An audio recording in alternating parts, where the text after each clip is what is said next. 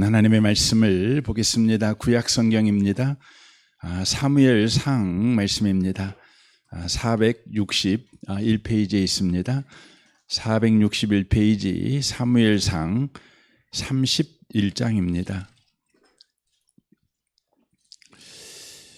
사무엘상 31장 1절에서 6절까지 기록된 말씀을 보겠습니다. 같은 목소리로 말씀을 읽겠습니다. 블레셋 사람들이 이스라엘을 치매 이스라엘 사람들이 블레셋 사람들 앞에서 도망하여 길보아 산에서 엎드려져 죽으니라.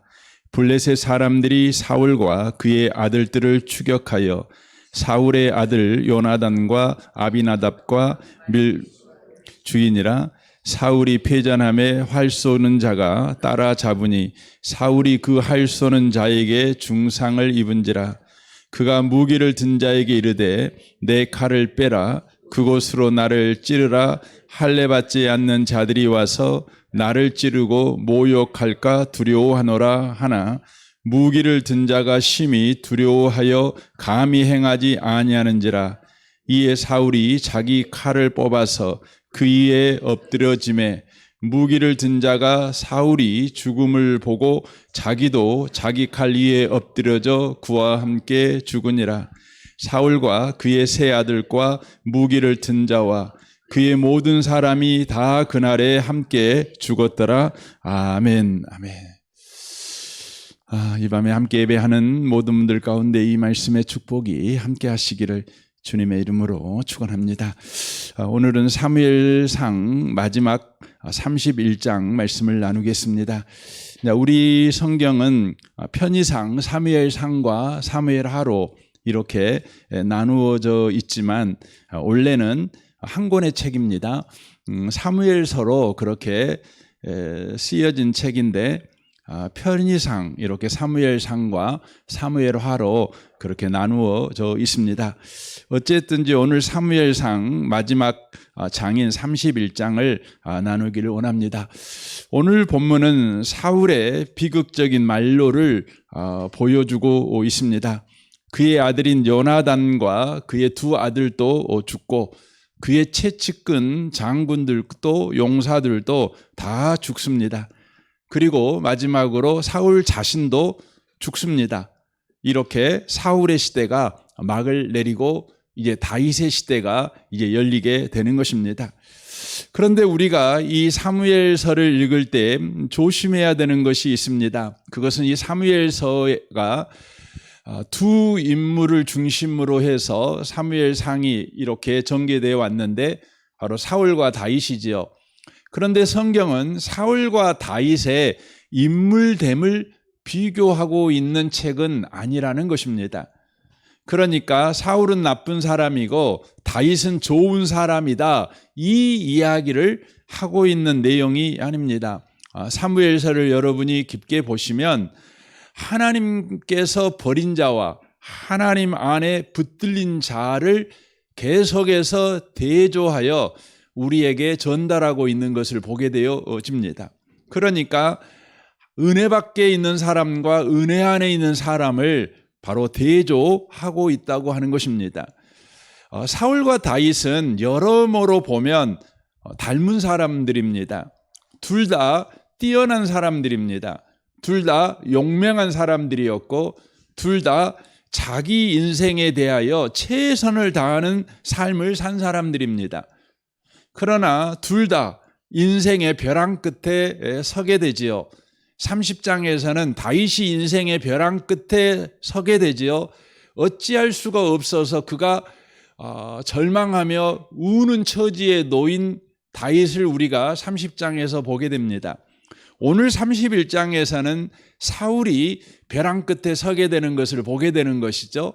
인간으로는 할 수 있는 것이 다 끊겨버린 자기 앞에 죽는 것 외에는 다른 길이 놓여 있지 않는 바로 벼랑 끝에 서 있는 사울을 만나게 됩니다. 사울이나 다윗이나 똑같습니다. 이것이 인간이지요. 인간은 아무리 뛰어나고 성실하게 살고 자기 인생에 대하여 최선을 다해서 살지라도 결국 인간은 벼랑 끝에 서는 인간이 될 수밖에 없다고 하는 것입니다.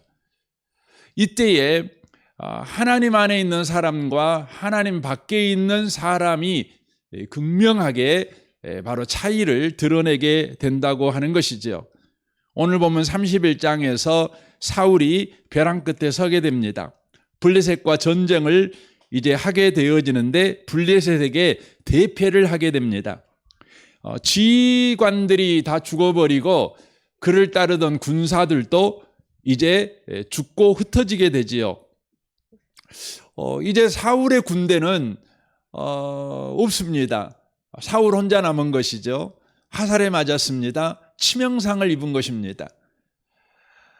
이제 살 길이 보이지 않는 것입니다. 그는 지금 사망의 음침한 골짜기 가운데 지금 있는 것입니다.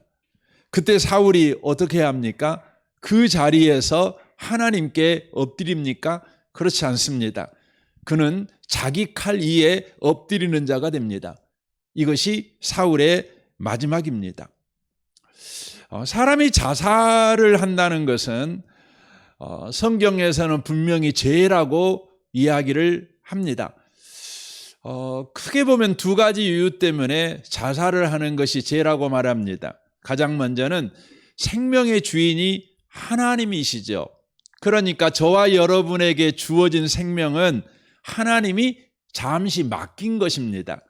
그러므로 여러분은 생명의 주인이 아니라 생명의 청지기들인 것이죠. 그래서 여러분은 여러분의 생명을 주인인 양 함부로 여러분이 폐기시켜버리면 안 되는 것입니다. 청지기처럼 여러분이 주신 그 생명을 가지고 그 생명을 주신 의도를 따라서 여러분이 잘 쓰셔야 되는 것이죠. 그러나 자살이라는 건 뭡니까?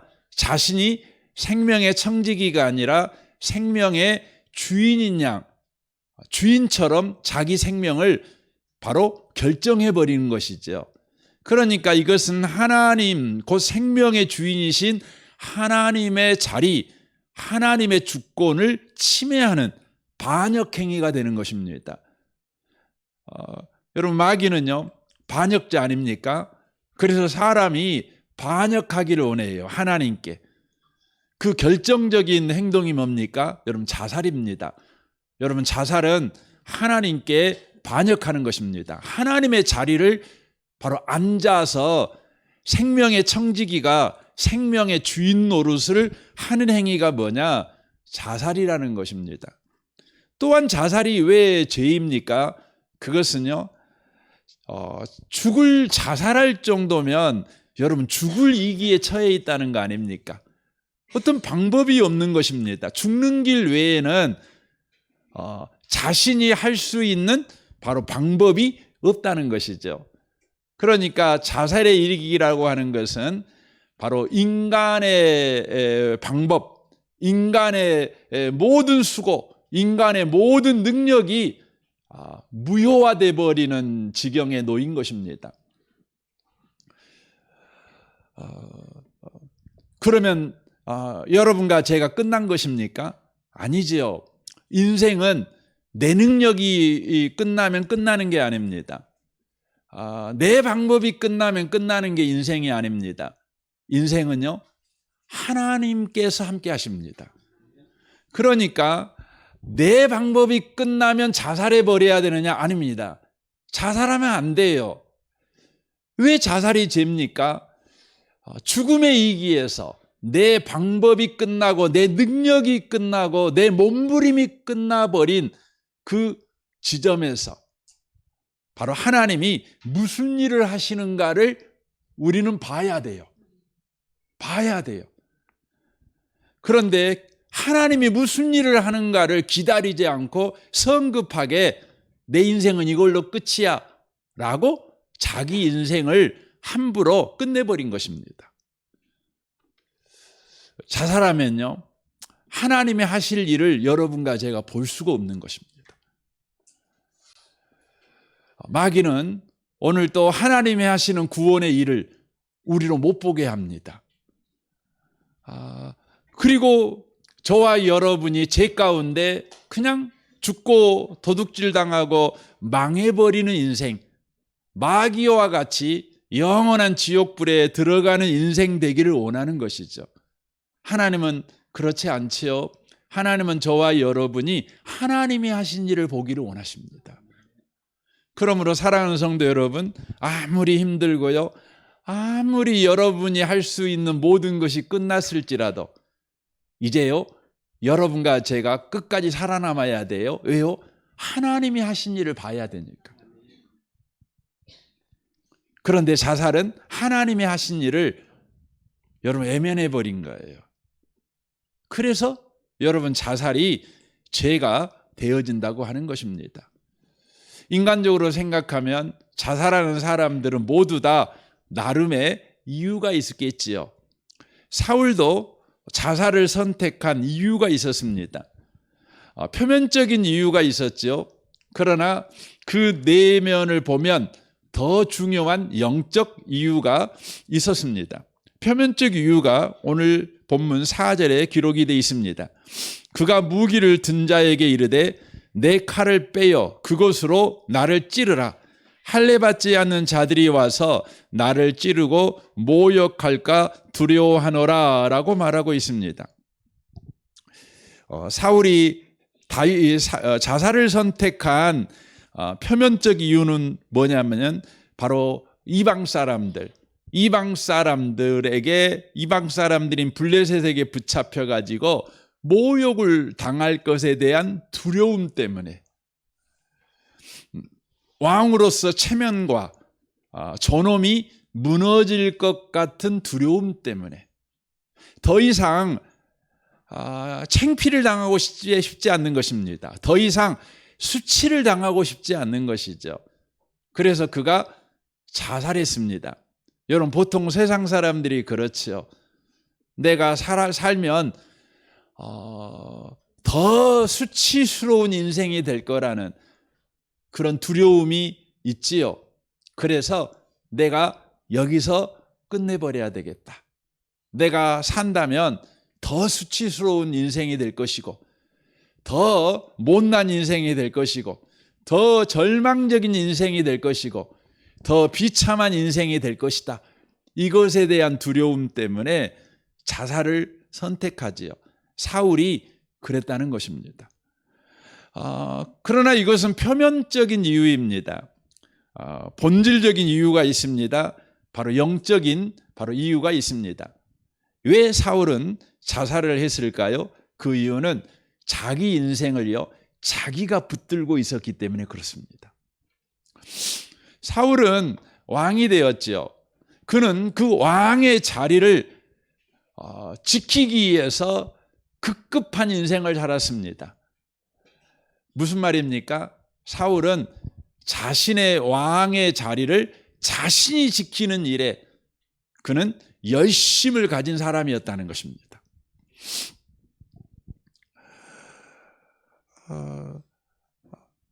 그는 왕이 되었을 때 하나님께서 그 왕의 자리를 지켜주신다는 믿음이 전혀 없었습니다. 자신이 자기 자리를 지켜야 된다는 것이죠. 그러니까 왕의 자리를 지키는 데 있어서 믿을 수 있는 사람은 하나님이 아니라 자기 자신이라는, 바로 자신에 대한 믿음을 갖고 있었던 사람이라는 것입니다. 여러분과 저도 예수를 믿는다고 하면서도 우리의 일상을 가만히 보면 믿는 것이 실상은 자기 자신인 경우가 많습니다. 그걸 어떻게 알 수 있습니까? 자신이 무너지면요, 끝났다고 생각해요. 그러니까 사울이 자살을 선택하게 된 건 표면적인 이유는 더 이상 수치를 당하고 싶지 않다, 그 이유였지만 실상은 그가 바로 자기가 자기 인생을 지켜준다고 믿었는데 자신에 대한 믿음이 무너진 것입니다. 그래서 그는 바로 자살을 선택했다고 말씀을 드릴 수가 있는 것입니다. 아이러니하게도요, 이 사울이라는 이 뜻이 무슨 뜻을 가지고 있냐면 구하여 얻은 자라는 뜻을 가지고 있습니다. 구하여 얻은 자. 또 어떤 성경학자는 사울의 뜻은 그 뜻도 있지만 또 다른 뜻이 뭐냐면 듣다라는 뜻도 있다고 그렇게 가르치는 제가 신학자의 강의도 들어본 적이 있어요. 그러니까 사울의 뜻은 구하여 얻은 자. 왜 그분이 듣다라는 의미도 있다고 말을 했냐면, 사울이라는 사람은 하나님께 백성들이 구하였잖아요. 구하였지요.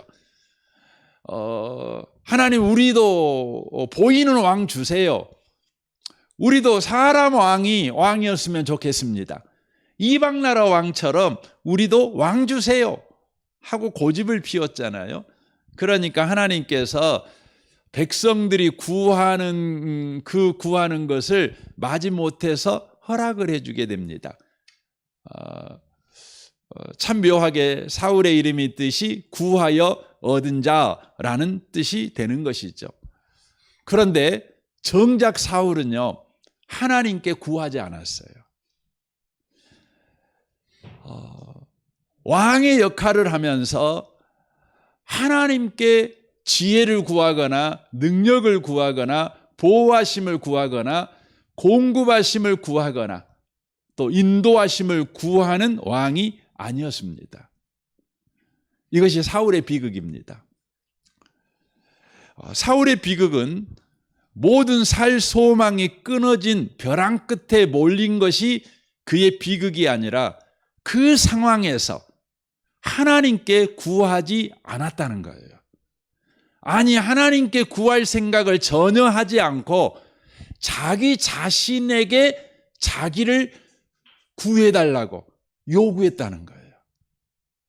그러니까 벼랑 끝에 서 있는 것이 사울의 비극이 아니라 벼랑 끝에서 하나님께 묻지 아니하고 하나님께 구하지 않고 자기 자신에게 구하고 물은 것이 비극이라는 것입니다.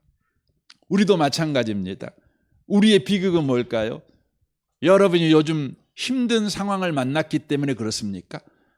어려운 현실이 여러분에게 있고 또 감당하기 힘든 문제를 여러분이 만나서 요즘 밤잠을 못 자서 그럽니까? 아닙니다. 여러분의 비극은요, 하나님께 구하지 않는 것입니다. 하나님께 구하지 않는 사람은 누구한테 구할까요? 자기 자신한테 구하는 것입니다. 자기 자신한테 구한다는 말이 어떤 의미입니까? 여러분, 자기 생각이 많아진다는 거예요. 생각이 많아진다는 거예요. 계산이 많아진다는 것이죠. 여러분, 우리 생각이 많아지는 것은 그것은 믿음이 아닙니다. 여러분, 우리 생각이 뭡니까? 우리 생각이 뭐냐면 나에게 묻고 내가 대답하는 것입니다.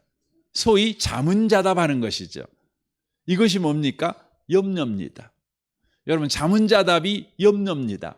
이게 걱정입니다. 여기에서 불안이 오고 두려움이 오는 것입니다.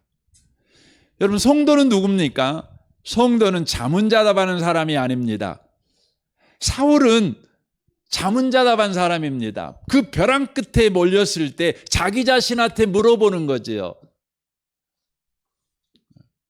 이 벼랑 끝에서 너는 나를 구할 지혜가 있냐? 너는 나를 보호할 힘이 있냐? 물어보는 것이죠. 그때 내가 대답하는 거죠. 없다. 그러니 뭘 선택합니까? 자살을 선택하는 것입니다. 성도는 자문자답한 사람들이 아니에요. 성도는 하나님께 묻고 하나님의 대답을 듣는 사람이에요. 그래서 에레미야에게 우리 하나님께서 말씀하지요. 에레미야가 벼랑 끝에 서 있지요.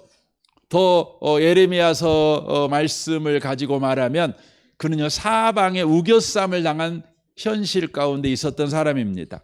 에레미야 33장 1절입니다. 에레미야가 아직 시대들에 갇혀 있을 때에라고 돼 있죠. 사방으로 우겨싸움을 당했어요. 그러니까 땅 파고 목만 내놓고 지금 에레미야가 땅 속에 묻혀 있는 것입니다. 얼마나 여러분 두렵겠습니까? 사람을 가장 두렵게 하는 것 중에 하나가 뭐죠? 묻어버리는 거죠. 지금 그런 상황에 놓여 있는 게 에레미야입니다. 근데 하나님이 오셔갖고 그에게 말합니다. 여호와의 말씀이 그에게 두 번째 임하니라. 이르시되 이를 행하는 여호와, 그것을 만들며 성취하는 여호와, 그의 이름을 여호와라 하는 이가 이와 같이 이르시도다. 너는 내게 부르짖으라. 내가 네게 응답하겠고 네가 알지 못하는 크고 은밀한 일을 내게 보이리라 라고 말합니다. 너는 내게 부르짖으라. 이 말이 뭐예요? 살려주세요. 그 말이 아니에요. 그게 뭐냐면 하나님한테 따지라는 말입니다. 하나님, 나를 선지자로 세워놓고 하나님의 말씀을 전하는 자로 세워놓고 하나님의 말씀을 가감없이 전했더니 아니 나를 땅에다 묻어놔 버리는 수가 있습니까? 하나님 이럴 수가 있습니까? 하나님은 지금 주무시고 계시는 것입니까? 하나님은 지금 내가 땅속에 묻혀가지고 이런 두려움과 비참함을 가지고 있는 상황을 즐기십니까? 뭐 하십니까? 하고 하나님 앞에 따지라는 거예요. 항의하라는 것입니다. 그러면 뭐 한다고요? 내가 네게 응답하겠다. 내가 대답해 줄게. 모른 채 안 할게. 그 말입니다. 네가 알지 못하는 크고 은밀한 일을 네게 보여주겠다 말씀하시는 것이죠. 성도의 비극은 벼랑 끝에 있는 게 아니에요. 자문자답하는 거예요. 여러분 하나님께 물으십시오. 그리고 하나님의 대답을 들으십시오. 성도는 생각을 해야 합니다. 무슨 생각을 해야 합니까? 나에게 내 질문에 대한 답을 생각하는 것이 아니라 하나님께 물을 걸 생각하셔야 돼요. 여러분과 저의 신앙생활은 치열해야 돼요. 나 자신과 치열하면 안 되고 하나님과 치열해야 돼요. 하나님께 많은 분들이요, 예배 드릴 때에 우리는 되게 예의를 갖추어서 예배를 드리잖아요.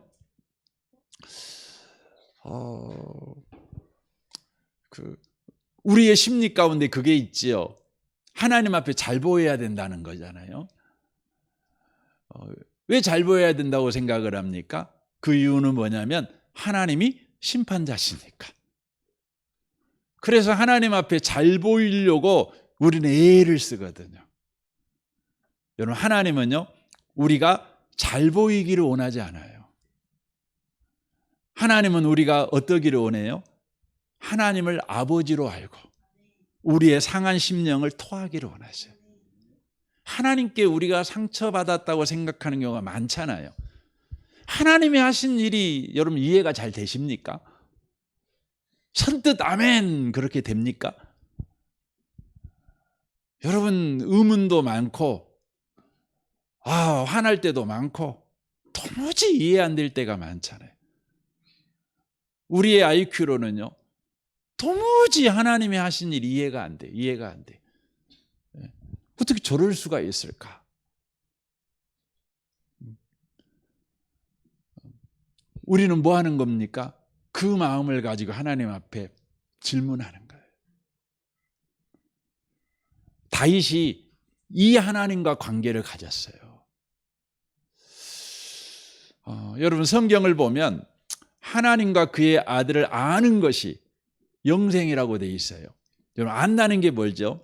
안다는 게 뭐냐면 바른 관계를 세우는 것을 말하는 거예요. 안다는 건 바른 관계를 세우는 거예요.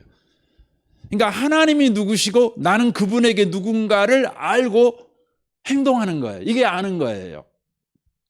하나님이 나의 아버지잖아요. 그러니까 누가복음 15장의 탕자가 내가 이렇게 허랑방탕하여 부끄러운 인생이 되었지만 집에 있는 분이 우리 아버지지. 그 아버지는 하인에게도 최선을 다하시는 분이시지. 그런데 내가 그 집 아들 아니냐.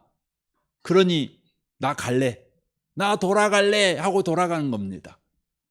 뭐 양복 맞춰 입고 머리 깎고 목욕하고 선물 하나 챙겨가지고 간 겁니까? 아니에요. 그냥 갔어요. 그냥 갔어요. 이게 뭐예요? 이게 하나님을 아는 거예요. 아는 거예요. 고린도후서 1장 8절에 보면 바울 사도가 이런 고백을 합니다. 형제들아, 우리가 아시아에서 당한 환난을 너희가 모르기를 원하지 아니하노니 힘에 겹도록 심한 고난을 당하여 살 소망까지 끊어지고 우리는 우리 자신이 사형 선고를 받은 줄 알았으니 이는 우리로 자기를 의지하지 말고 오직 죽은 자를 다시 살리신 하나님만 의지하게 하심이라 라고 말합니다. 바울 사도가 전도하다가 너무나 큰 환난을 당했습니다. 환난이 얼마나 심하든지 살 소망까지 끊어졌다. 이 말은 뭐냐면 자살 충동을 느꼈다는 의미입니다. 그 정도로 심각한 상황에 빠졌습니다. 그때 바울이 한 일이 뭡니까? 그때 바울이 한 일이면 자기를 의지하지 않아요. 왜 하나님은 이렇게 나에게 어려움을 줄까? 혼자 생각하고 이게 아닐까? 저거 아닐까? 처음에는 그렇게 생각을 해봤겠죠. 왜냐하면 바울이라는 사람은요, 철학을 한 사람입니다. 또 신학을 한 사람입니다. 그러니까 뛰어난 이런 학자입니다. 그러니까 성경에 능통한 사람이고 또한 철학에 능통한 사람입니다. 여러분, 철학은 기본적으로 뭘로 공부하는 사람이에요? 생각의 힘으로 공부하는 사람들이 철학자입니다. 생각을 끝까지 물고 늘어지는 것이 철학자 아니겠어요? 그러니까 바울 사도도 이렇게 복음을 전하다가 고난을 당했는데 그 고난의 강도가 도를 넘어가는 거예요. 너무 심한 거예요. 처음에야 하나님이 나에게 정신 차리라고 이런 일을 했나 보다 뭐 그렇게 생각하고 넘어갔는데 그래도 이게 안 끝나는 거예요. 기도하라고 그랬나 보다 하고 기도 죽으라고 했는데도 안 끝나는 거예요. 더 열심히 전도하라고 그랬나 보다 하고 더 열심히 전도했는데도 고난이 안 끝나는 거예요. 그럼 어떻게 해요? 이제 이판사판 아닙니까? 그러니까 자신이 고난을 당했을 때에 왜 고난을 당했느냐에 대한 자신의 대답, 그리고 거기에 따라서 자기가 모든 행동을 해봤지만 고난이 안 끝나는 거예요. 더 힘든 거예요. 그런데 바울이 알게 된 거죠. 하나님이 왜 그렇게 하냐? 이제 네 생각하지 마. 네 생각으로 나의 고난을 해석해 갖고 그걸 네가 해결 방안으로 어떤 행동을 하려고 하지 마. 나에게 물어봐. 나 의지에 그냥 거기까지 몰고 갔다는 거예요. 하나님께 물어보고 하나님이 대답해 주셔야 되겠습니다. 나 모르겠어요. 이제 내가 이제 어떻게 행동해야 될지도 모르겠고 내가 어떻게 하루하루를 살아야 될지도 모르겠어요. 하나님이 이제 대답하셔야 됩니다. 하나님께 의지했다는 거죠. 거기까지 가게 하셨다는 것입니다. 여러분, 성도는 누굽니까? 성도는 끊임없이 하나님께 여러분 묻는 사람들이에요. 묻는 거예요. 우리는 보통 기도를 하나님께 구하잖아요. 구할 때 보통 하나님 이거 해주세요, 저거 해주세요 이렇게 구하잖아요. 근데 성경에 참 재밌는 표현이 뭐냐면 너희들이 구해도 얻지 못하는 것은 왜 구해도 얻지 못한다고요? 정욕으로 구하려고 그래서 그래 그렇게 말하냐. 이렇게 하면 정욕이 뭘까요? 네 생각으로 구해서 그래 이 말인 거예요.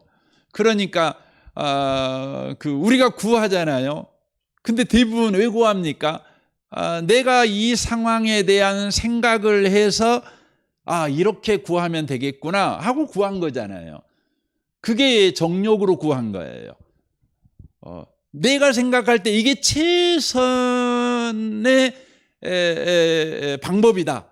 그래서 하나님께 그 최선을 구하는 것이죠. 그게 정욕으로 구하는 것이죠. 하나님이 우리한테 뭘 구하라 그러죠? 아버지의 뜻대로 구하라 그렇게 말하잖아요. 그러면 아버지 뜻대로 구하려면 아버지 뜻을 알아야 되는데 아버지 뜻은 누구만 알아요? 여러분이 생각해서 아나요? 모르죠. 아버지만 알죠. 그러니까 뭐 해야 된다는 말이죠? 물어봐야죠. 하나님, 내가 지금 이런 상황인데 내가 이런 상황 가운데 처하게 두신 하나님의 의도는 뭡니까? 그리고 여기서 내가 구해야 될 것은 뭘 구해야 되는 것입니까? 하고 하나님께 물어야 되는 것 아닙니까? 우리의 기도가요, 여러분 질문형으로 바뀌셔야 돼요. 자꾸 묻는 것으로 바뀌셔야 돼요. 하나님께 물어봐야 돼요.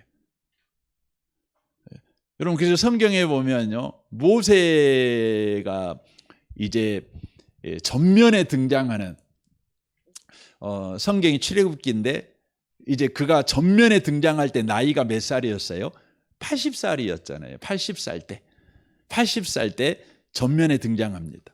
근데 그 등장하는 첫 모습이요, 너무나 흥미롭습니다.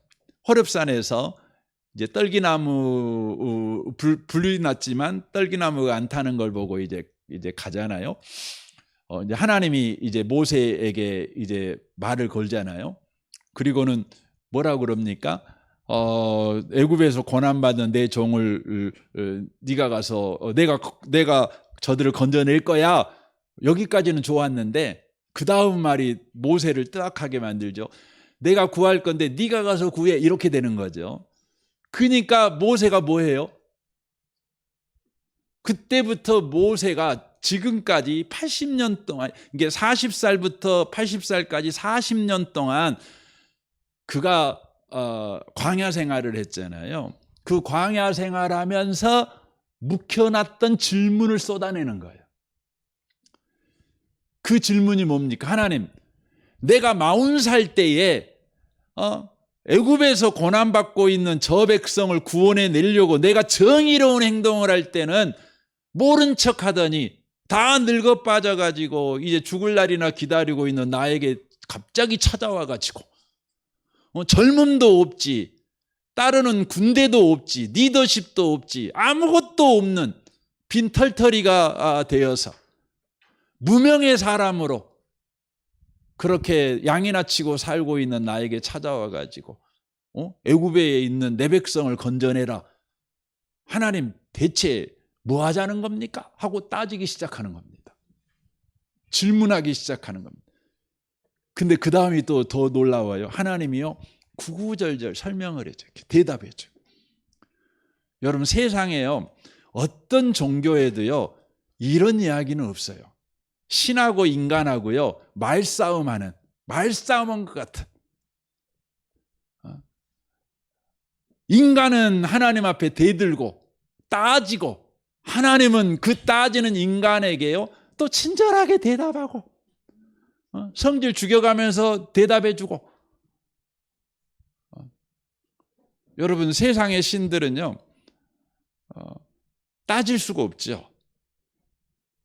네 딸 바쳐 그러면은요, 여러분 길이길이 뛰면서 왜 내 딸 바쳐야 됩니까 하고 항의할 수가 없어요. 그냥 바쳐야 돼요. 그게 세상 종교예요. 근데 여러분, 인격자이신 하나님은 안 그래요. 우리에게 대답하셔요. 우리와 대화하기를 원해요. 우리의 질문을 듣기를 원하고, 그리고 그 질문에 대해서 대답하기를 바로 원하시는 분이시라고 하는 것이죠. 그래서 모세의 인생을 보시면 묻고 또 듣고 묻고 듣고 계속 그러는 것입니다. 사울의 문제는 뭐예요? 벼랑 끝에 섰을 때요 잠은 자다 반 거예요. 여러분 오늘 또 여러분에게 여러 가지 문제가 있을 거예요. 그러면 그 문제가 여러분을 자극하지요. 그러면 여러분과 저는 다 사람이라, 인격을 가지고 있는 사람이라 생각을 하게 돼 있어요. 그리고 스스로 또 대답합니다. 그리고 내 대답을 듣고 나는 또 행동합니다. 내 생각이 지혜로워. 그렇게 하면 되겠구나. 그래서 행동하죠. 그러나 그리스도인들은 그렇지 않습니다. 사울의 비극은 자문자답, 그리고 그 끝은 자살이었다는 것입니다.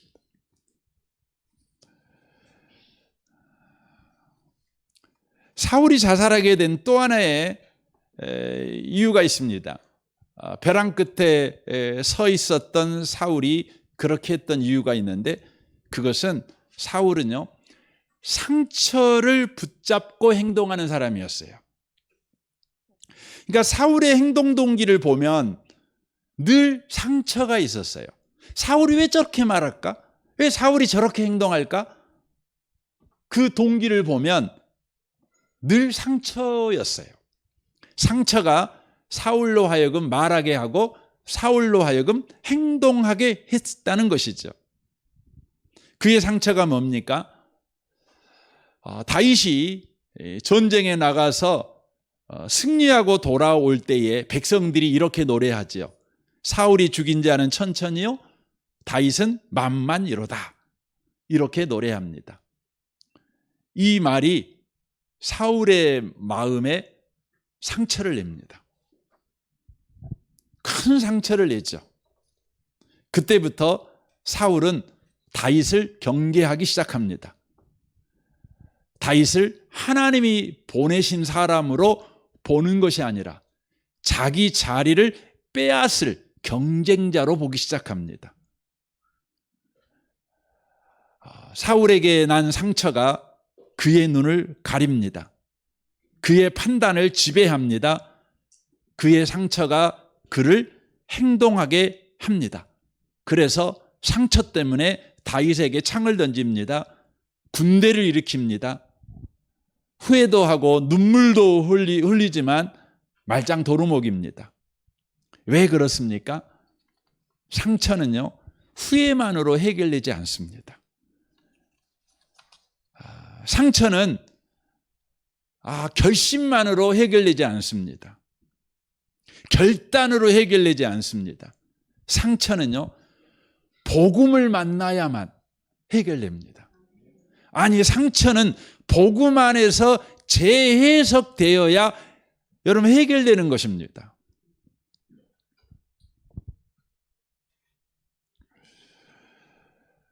사울이라는 사람은 은혜 밖에 있는 사람이었습니다. 그래서 상처가 그의 말과 행동의 동기가 되었는데, 바로 그것은 상처를 자기 정체성으로 삼았기 때문에 그런 것입니다.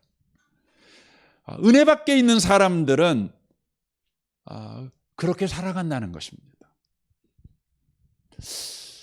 최근에 TV에 보니까 제목이 굉장히 길더라고요.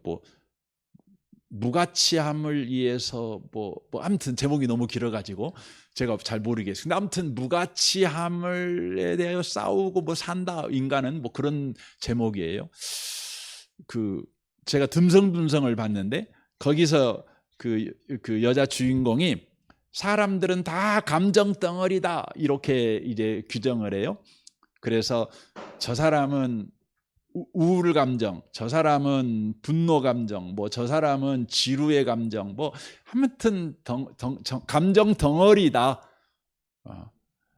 그래서 그런 행동을 하는 거다. 그래요. 그러면서 하는 말이, 아이들은 감정 덩어리가 아직 아니기 때문에 예쁘다.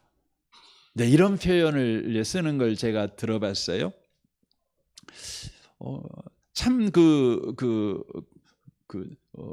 대단한 그런 글이라고 생각을 해요. 관점이라고 생각을 해요. 여러분, 예수 밖에 있으면은요, 여러분과 저의 상처가 나의 정체성이 된다는 걸 놓치시면 안 돼요.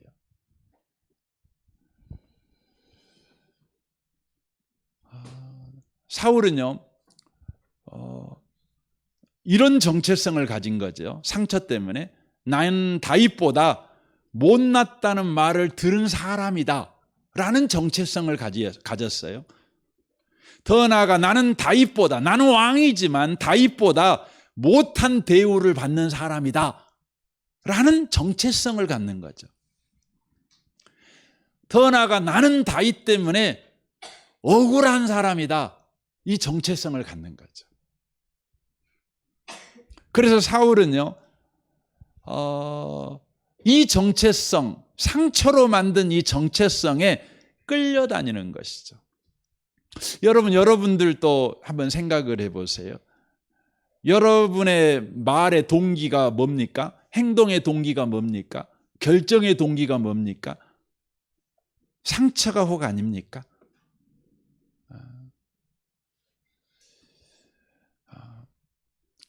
저는 이 밤에 오신 여러분을 축복하고 싶습니다. 복음 안에서 여러분의 상처가 재해석되기를 바랍니다. 여러분, 복음 안에서 상처가 재해석된다는 게 뭘까요? 상처가 치료된다는 말일까요? 아니에요. 복음 안에서 상처를 재해석한다는 것은 상처보다 더 큰 정체성을 갖는다는 걸 말하는 것입니다. 그러니까 상처가 하나의 도움 역할을 하는 거죠. 내가 상처를 가졌지만 상처에 머물러 있지 않고 상처를 내가 점프대로 써서 더 큰 정체성으로 나아가는 일에 내 상처가 쓰여진다는 재해석을 하는 걸 말하는 것입니다. 성경에 보면 바울이라는 사람이 예수를 만나죠. 예수를 만나고 나서 그의 상처, 그의 과거를 바울이 어떻게 재해석하는가, 이걸 보면 참 흥미롭습니다. 디모데전서 1장 12절입니다. 좀 길지만 읽어드리고 싶습니다. 나를 능하게 하신 그리스도 예수 우리 주께 감사함은, 나를 능하게 하셨어요. 감사함은 나를 충성되이 여겨 내게 직분을 맡기심이니 내가 전에는 비방자요 박해자요 폭행자였으나 도리어 국류를 입은 것은 내가 믿지 아니할 때에 알지 못하고 행하였음이라. 우리 주의 은혜가 그리스도 예수 안에 있는 믿음과 사랑과 함께 넘치도록 풍성하였도다. 미쁘다 모든 사람이 받을 만한 이 말이여, 그리스도 예수께서 죄인을 구원하시려고 세상에 임하셨다 하였도다. 죄인 중에 내가 개순이라 라고 말합니다. 바울에게는 과거가 있지요. 어떤 과거입니까? 정말 악독한 과거가 있습니다. 그는 비방자였고 박해자였고 폭행자라는 과거가 있습니다. 누군가를 두들겨 패면 그 사람만 상처받는 건 아니죠. 두들겨 패는 나도 상처가 있는 겁니다. 굳어지는 사람이 되는 거죠. 그런데 바울은 예수를 만나고 나서 자신의 비방자였던 과거, 박해자였던 과거, 폭행자였던 과거를 재해석합니다. 그것들이 놀라운 점프되었다는 걸 알게 됩니다. 그래서 그는 이런 표현을 쓰죠. 우리 주의 은혜가 그리스도 안에 있는 믿음과 사랑과 함께 넘치도록 풍성하였도다라고 표현을 씁니다. 그러니까 보통 사람들은요, 그냥 조그마한 은혜 줘도요, 예수 잘 믿고 살아요. 그렇죠? 그래서 그분들한테는 조금 은혜만 줘도 돼요. 근데 바울 사도는 자신이 생각할 때 너무너무나 큰 은혜를 받은 사람이에요. 놀라운 은혜를 받았어요. 근데 그 이유가 뭐냐면 내 과거, 박해자, 폭행자, 이 과거가 있는 까닭에 나는 조금 은혜 받아갖고는 안 된다는 거예요. 그래서 주님께서 나에게는 넘치는 은혜를 주신 거예요. 그래서 자신의 이 상처가 자신의 정체성이 돼버린 것이 아니라 그 상처로 인하여 예수 그리스도 안에 있는 바로 더 높은 정체성을 갖는 바로 발판, 도구가 되었다는 이해를 갖게 된 거예요. 그래서 이 사람은 뭡니까? 자신이 폭행자, 박해자, 이것을 감추지 않아요. 내가 이런 사람이었다. 그래서 하나님의 은혜가 내게 넘치게 임했다.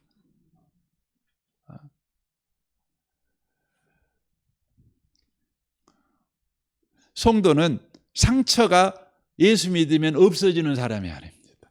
그래서 여러분, 제가 청년 사역을 좀 오래 했어요. 그러니까 오래 하다 보면 청년들 데리고 하다 보면 청년들 상처 많잖아요. 그래가지고 그 청년들이 이제 저도 이제 내적 치유 사역 이런 것들도 막 하고 그러면 그런 모임에서 청년들이 자기 상처를 내놓고 주님 이 상처가 치료되게 해주세요 하고 기도하고 이런 장면을 많이 봤고 또 그런 집회가 끝나고 나면 목사님 상처가 치료됐어요. 너무 감사하고 좋아요. 그래요. 그런데 맨날도 안 돼 갖고요. 또 도루묵이. 그래가지고 또 그런 집회를 하면 또 은혜 받아. 그래갖고 또 상처 치료됐다고 좋아해. 근데 또 맨날 안 가면 또 도루묵이. 여러분, 기독교의 이 치유 사역은요, 상처를 없애버리는 게 아니에요. 상처를. 여러분, 그 세상의 뭐 심리학이나 상담학에서는 상처를 없애버리려고 하죠. 근데 여러분, 예수 안에서, 복음 안에서는 상처가 여러분 도구라는 걸 알아야 돼요. 상처라는 것이 바로 사명을 위해서 우리에게 반드시 필요한 매개물이라는 걸 아셔야 돼요. 그러니까 우리는 예수 믿는 사람은 상처받은 사람들한테 나아가야 되잖아요. 그런데 내가 가진 상처가 그 사람이 가진 상처로 나아가는 연결고리로 복음은 쓰게 만든다는 거예요. 내게 상처가 없으면 상처 있는 사람한테 우리가 복음을 들고 나아갈 수가 없어요. 그래서 하나님은 예수를 믿으면 여러분과 저의 상처를 없애버리는 분이 아니라 상처를 복음 안에서 재해석하게 하는 자가 되게 하시는 것입니다. 주님 내 상처를 없애주세요 라고 기도하지 마시고 주님 내게 주신 이 상처가 어떻게 쓰여지기를 원하십니까? 주님 이 상처가 복음을 위하여 하나님의 영광을 위하여 하나님의 사람답게 살아가는 일에 어떻게 쓰기를 원하십니까? 복음 안에서 이 상처가 재해석되는 은혜를 내게 주십시오. 이 은혜를 여러분과 제가 구했으면 좋겠습니다. 여러분, 이 사울이라는 사람은요, 이 블레셋과 전쟁에서 졌어요. 지니까 끝났다고 생각했어요. 왜요? 이제 백성들은 다 더 손가락질하지 않겠어요. 왕이 돼가지고 전쟁에 져버렸다고. 다윗은 가기만 하면 승리했는데 왕이라는 작자가 나가서 다 죽어버리고. 여러분, 사울이요, 자기 군대가 다 죽어버려가지고 혼자 홀로 단신돼 갖고 왕궁으로 돌아왔을 때에 그가 백성들에게 받을 손가락질을 생각을 했겠어요, 안 했겠어요? 당연히 했겠죠. 왜요? 다윗으로 인하여 만든, 나는 다윗보다 못나, 나는 다윗보다 더 대접받지 못한 사람이야, 이 정체성을 갖고 있는데 다시 전쟁에 져갖고 왕궁으로 혼자 살아갖고 오면 얼마나 창피당할 거라고 생각하겠어요. 그러니 그 상처가 그를 완전히 주저앉혀 버리는 거예요. 다윗은 안 그러잖아요. 짧게만 말씀드리고 마쳤으면 좋겠어요. 다윗은 우리가 이 앞뒤에 사무엘상 30장에서 사울과 똑같은 절망적인 상황에 놓이잖아요. 자신들이 없는 틈을 타 아말렉이 쳐들어와 가지고 가족들 다 잡아가 버리고 동네는 다 불태워 버리고 그러죠. 그리고는 자기를 따르던 사람들이 가족들을 잃어버린 그 상실감 때문에 다윗에게 책임을 물어서 다윗을 돌로 때려 죽여버리려고 합니다. 벼랑 끝에 몰린 것입니다. 다윗도 죽을 위기에 모인 것이죠. 그때 다윗이 어떻게 했어요? 사울은 자기의 칼에 엎드렸는데 다윗은 어디에 엎드려요? 하나님께 엎드려요.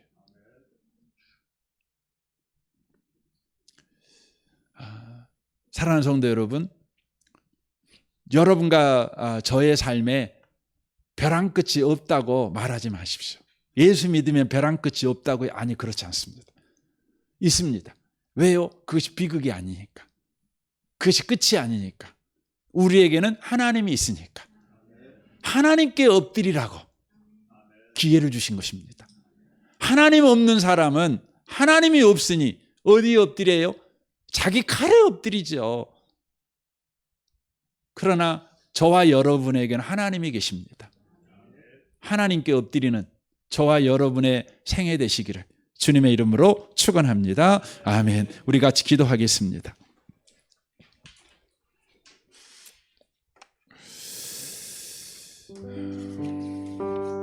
혹시 여러분 가운데 이런 생각 갖고 계신 분 계시지 않습니까? 왜 나는 이렇게 힘든 인생을 살까? 나는 왜 이렇게 불행할까?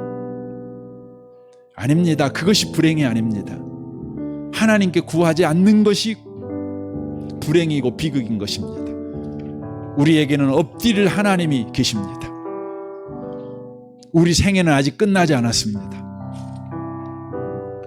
우리 생애는 아직 결론이 나지 않았습니다. 하나님께 엎드리면 하나님의 구원이 시작될 것입니다. 이제 우리가 기도해야 되겠습니다. 무엇보다 우리는 하나님 앞에 묻는 기도를 해야 합니다. 여러분, 여러분의 인생에 대해서 다 이해가 되십니까?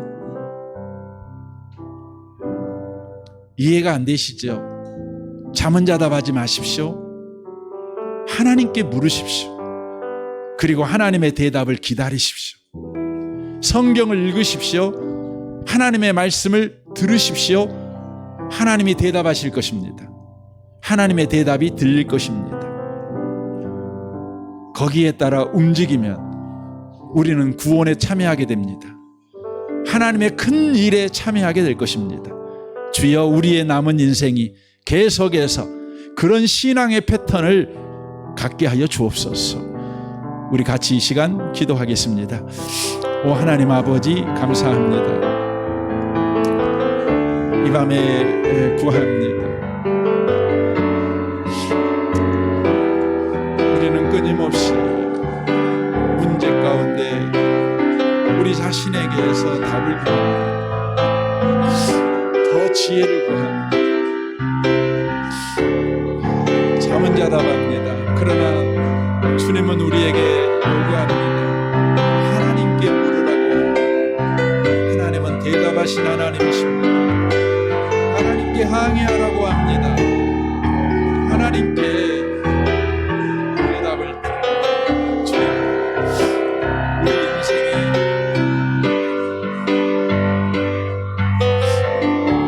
주님 비극인 것은 하나님께 엎드리지 않기 때문에 그렇습니다. 주님, 이 밤에 우리가 구하게 하셔서 감사합니다. 우리에게 하나님이 계시니 감사합니다. 우리는 우리의 칼에 엎드릴 자가 아니고 하나님 앞에 엎드리는 자입니다. 우리에게는 하나님이 계시기 때문에 그렇습니다. 오 하나님 아버지, 이 신비하고 놀라운 인생을 우리에게 주셨사오니 주여 감사합니다. 하나님 아버지, 이 밤에 감사하고 감사한 것은 우리를 주님이 성도로 부르셨고 하나님이 함께 하시는 그 인생을 우리에게 살아가게 하신 것입니다. 그러므로 우리에게 사망의 음침한 골짜기가 주어졌을지라도 그것은 비극이 아닙니다. 왜냐하면 우리에게는 엎드릴 하나님이 계시기 때문에 그렇습니다. 사울은 엎드릴 하나님이 계시지 아니하니 자기 칼 위에 엎드려 그의 생애가 끝나버렸습니다. 우리는 하나님께 엎드립니다. 하나님께 질문합니다. 그리고 하나님의 대답을 듣습니다. 그리고 그 일에 순종해 갑니다. 우리는 하나님의 큰 일을 봅니다. 하나님의 구원을 봅니다. 우리는 행복자입니다. 이 밤에 우리에게 사울의 길이 아니라 다윗의 길, 성도의 길을 허락하심에 감사드립니다. 은혜 안에 있게 하심을 감사하고 예수 안에 있게 하신 것 감사합니다. 우리가 예수 안에 있다는 것을 한시도 놓지 않고 잠은 자답하는 인생을 살아가는 자가 아니라 하나님께 묻고 하나님의 대답을 듣는 인생을 살아가는 우리가 되게 하시옵소서. 주님을 찬양합니다. 예수님의 이름으로 기도합니다. 아멘. 아멘.